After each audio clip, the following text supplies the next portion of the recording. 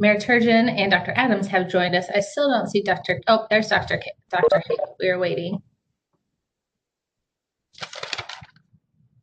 All right, since it's 9 a.m. and it looks like we have all our showcase guests, we'll go ahead and get started. So good morning. I'm Christy Campbell from the Cole County Health Department.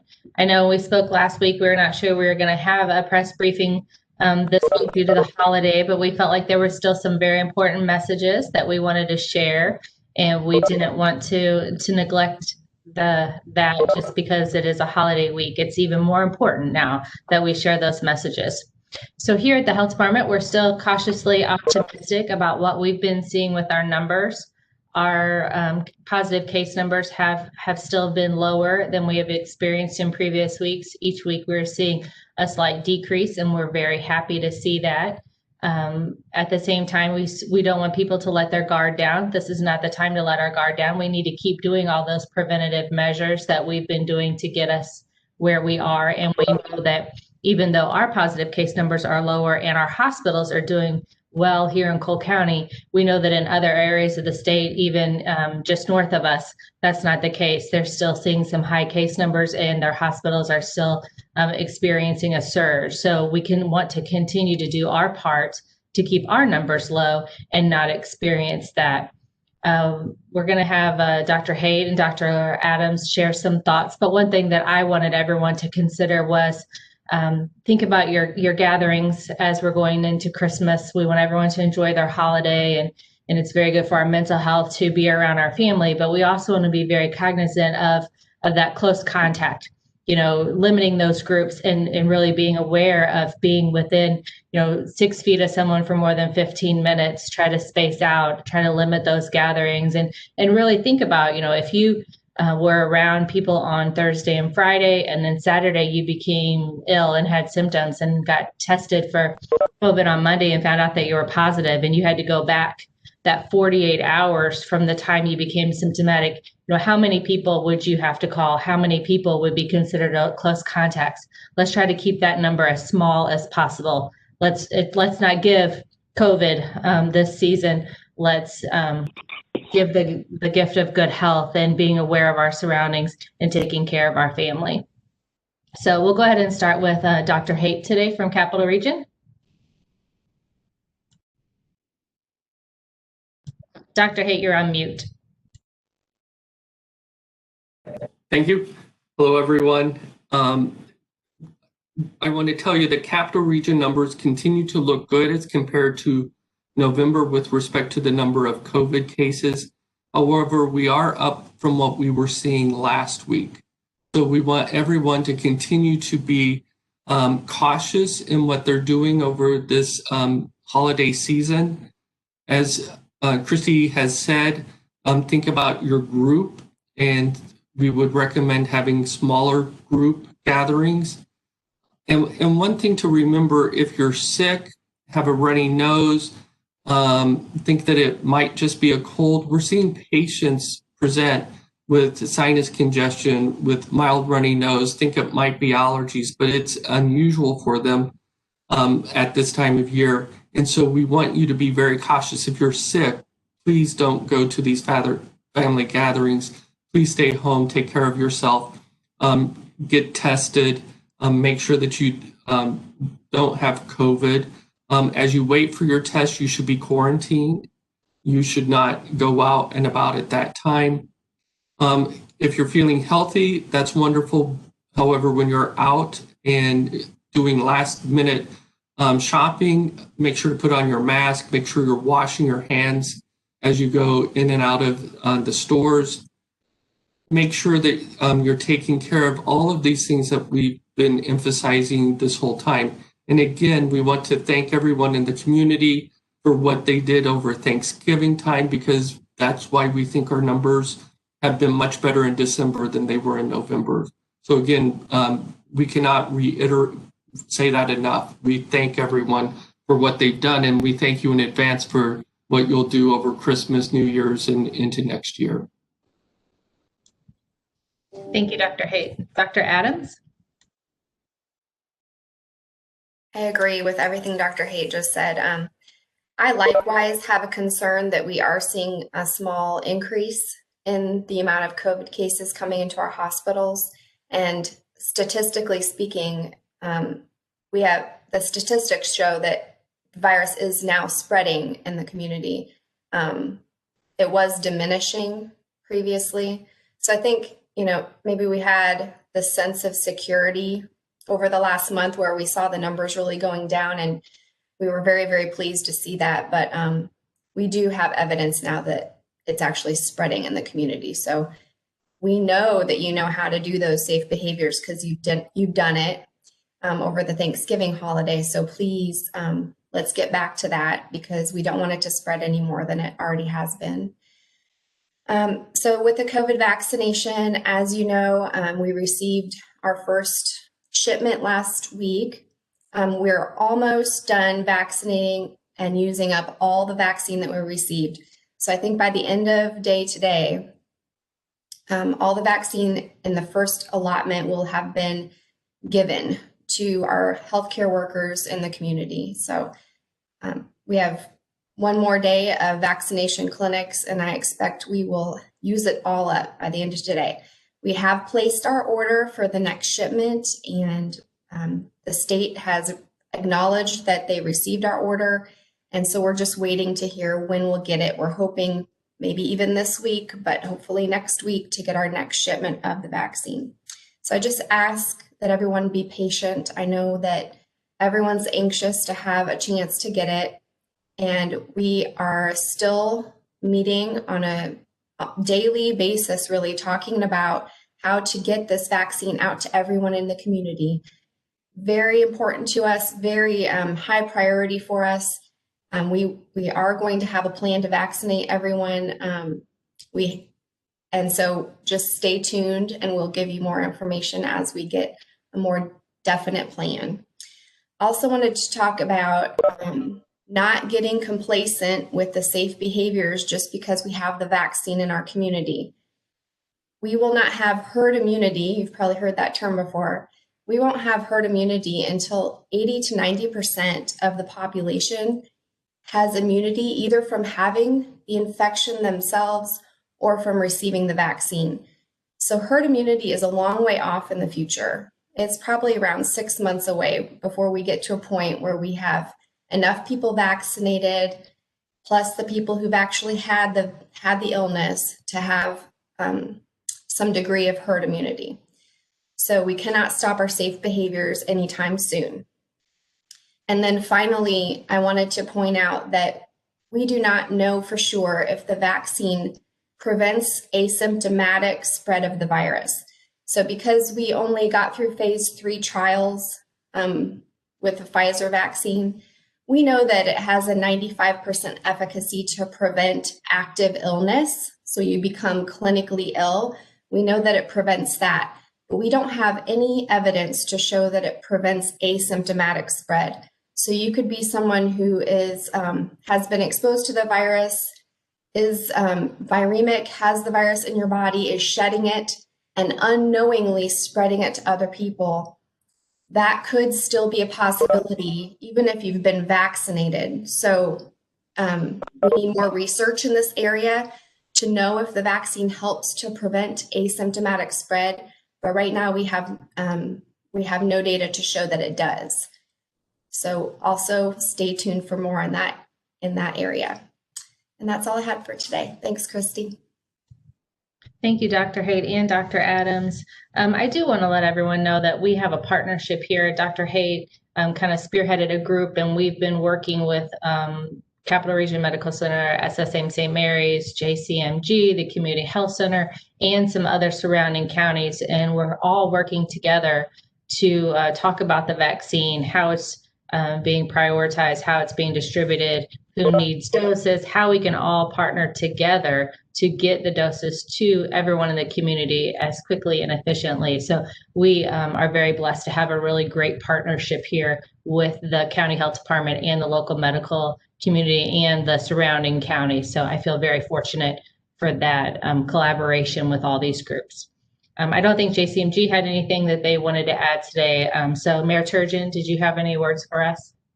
Sure. And as we approach this holiday week, I know this is something that was so important that everybody on this call took the time to be here and share this message, because we easily could have said it's a holiday week, we'll do this next week. But no, this is something that we really need everyone to do what we need them to, especially this week more than ever, and continue doing what they've been doing. And I thank everyone for taking the time to take those precautions, reminding everyone that we still are under a city and county advisory. And those points in there, for example, stay home if you're sick, keep your distance, avoid gatherings, keep your gatherings small. And reminding everyone too that you can still do your holiday shopping very easily and doing it in a safe manner. So trying to shop at off-peak times, doing curbside takeout, delivery, shopping by phone and email and contactless methods. I can tell you our local businesses will go out of their way and go above and beyond to help people shop in a safe manner. So keeping that in mind, and if you're in restaurants, to space out and keep distance. So as you think about your holiday parties, make sure that you are keeping them small and minimal, and still keeping in contact as remotely and virtually as possible, like we're doing today. And there's definitely ways that we can do that. And if you feel the need to use a little peer pressure, if you're in a group or a crowd setting, to be that one to say, let's make sure we're spacing out, wearing your mask, doing those things that we should do to prevent the spread and slow it as much as possible. So it's okay to be that one to speak up and say that. We encourage that. And you can say, the mayor said so, and the mayor's encouraging everyone to be that one to speak out and do that among your crowd, because we want to remain on the good list. Like Christy Campbell said, we do not want to be on somebody's contact tracing list. So as we go to Christmas here, wish everyone a Merry Christmas, but please stay safe and healthy. Thank you. Thank you, Mayor Turgeon. Commissioner Bushman, would you like to say anything today? Well, yeah, I think this is great, and I want to wish everybody a Merry Christmas as well. But I'm kind of on a crusade. I know our emergency services are phase 1B, but I see Chief Schofield's on here. The fire department, our EMS, law enforcement, they're really the first responders. They're the first line of defense out there to people with COVID. So, I think they're in phase 1B to get the vaccine, and I would really like to get our people, with all of our emergency services, to get the vaccine as soon as we can, because I worry about them being out there. So that's just my soapbox, and everybody have a merry, safe Christmas. Thank you, Sam. That was actually brought up on our vaccine call this morning. And so we're going to take some action on that and see what we can do to try to get them vaccinated as soon as possible. I think everyone's on the same page with that. So I'll open it up for any questions from anyone on the call. Hi, this is Jessica with KRCG. I have a few questions for actually a few different people. So I guess I'll start with Mayor Turgeon and Commissioner Bushman. So I know we hear you guys saying, encouraging mask wearing and social distancing at restaurants, but we've gotten calls and we've even had people on our team go to some restaurants and not see any of the employees wearing masks or any of the tables spread out or, kind of crossed out. So what are the conversations are you guys having with businesses to really encourage social distancing and mask wearing? We're doing the same for restaurants as we're doing for every single person in this community, is telling everyone, like I said earlier, to be sure and be proactive and be engaged, and be the one that if you walk into a store or a restaurant and it is crowded, to leave or to talk with the management. As a store manager myself, I encourage that kind of feedback, and we require, of course, as a business owner, I require masks in our store, but for those that don't, if you walk in and you find that it is too much of a crowd, that we would expect that people should and would want to leave, because they need to know how much we're encouraging that distancing and how important that is. You've heard it from our doctors, you've heard it from the director of the health department, how important it is to keep that distance. So as we're continuing in a briefing like today to get that message out, our goal is to get this out to as many people as we can, that people will pay attention, and that the news will share this so that people realize that Just because there's a vaccine and just because there's other things that are on the horizon doesn't mean that people should stop these preventive and cautionary measures that they should be doing. Our city county advisory is still in place that encourages the distancing. So you need to be that person that walks in with your friends or family and says, we need to leave if there's too many people there. That is the expectation. Thank you. Yeah, and I will just, that's what I tell people too. We've actually walked out of a restaurant. If you don't feel comfortable, you leave. But if you've got time, talk to the owner or the manager and let them know why you're leaving, because that's money that they could have had. So, you can ask for a table that's remote, but everywhere we've gone to eat, we've got about 6 or 7 restaurants. They are all wearing masks, and the tables are more than 6 feet apart. So I don't know which restaurants you've been in, but anywhere I go, if I'm not comfortable, I leave. And that's what, people should do. And later on, drop a note or call the owner or the manager and say, hey, we came in to spend money in your establishment and we didn't feel comfortable when we left. And that will get them to do it more than anything else. But I know I've been shopping, here uptown. Our store has masks. I was in Carey's, they have masks. American Shoe has masks. Downtown Book and Toy have masks.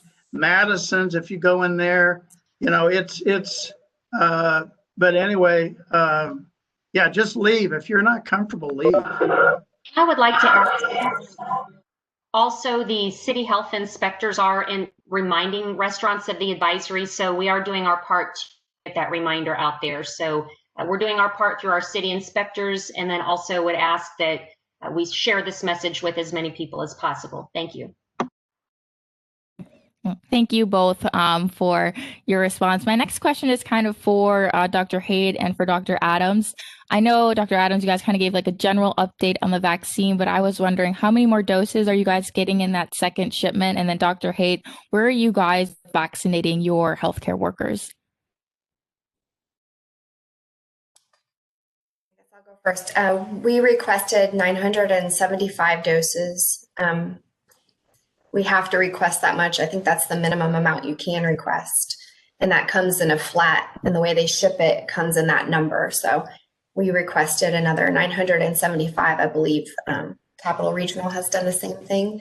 Now, we don't know for sure that we'll get what we asked for, but we're very hopeful that we will. Right. To reiterate what Dr. Adams said, we both asked for 975 doses. We both got those in the first round. We were able to redistribute them to some of our doses to a hospital that didn't receive any. And then with respect to our own employees, we have offered, and all of our employees who wanted to receive this first go around have received their vaccine. So we're working with other group 1A individuals and providing vaccine with smaller type clinics to be able to bring in other healthcare workers in for vaccination. Awesome. Thank you both. And then I know, Dr. Adams, you mentioned that there is some evidence of more community spread. Is that still being linked back to those large gatherings, or is there anything new that you guys are noticing that community transmission is being linked back to?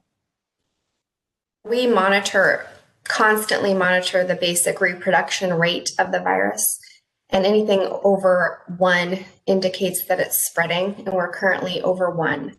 The only way the virus spreads is by transmitting from person to person, so primarily in respiratory droplets. So if we have spread, it means we have people getting close enough to breathe in each other's respiratory droplets. So yes, that's the only way that it's spread, is by the behavior of the community. So we put all of our trust and faith in you to maintain your social distance and do everything you can to stay far enough away from people that you can't breathe in their respiratory droplets. Thank you, Dr. Adams. And then I just have one more question today. This might be for Director Campbell, but do you know what is the positivity rate right now in Cole County? I don't have that off the top of my head. We have our weekly report that is published on our website, the dashboard, and I know that it is updated on Thursday or Friday. And last Friday, the positivity rate was going down, but the best way to look at that is to look on our website and look at that weekly dashboard. Okay, thank you. Are there any other questions from the call?